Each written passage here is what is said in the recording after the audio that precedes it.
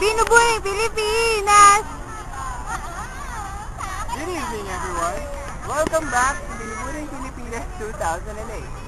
Let us now call on candidate number 15, Miss Janina San Miguel. Good evening, Miss Janina San Miguel. Good evening. So, how do you feel right now? Do you feel any pressure? As of now, I do not feel any pressure because I'm very confident of myself. Okay, let's proceed to your question. So, pick a card from this. Okay, pick. Okay. So your question will come from Mrs. Tan. So Mrs. Tan? How do you feel, Miss Janina? I feel comfortable. So here's your question. What did your family do?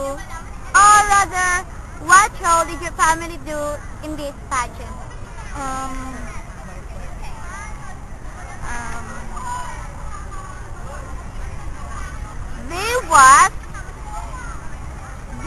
They were,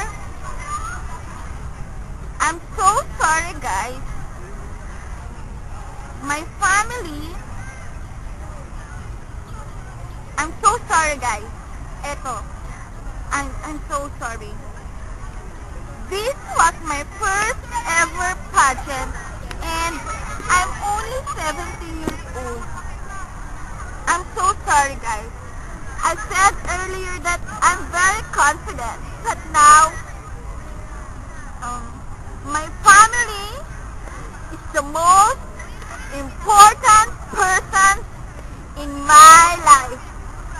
Thank you. Very well said, Miss Janina.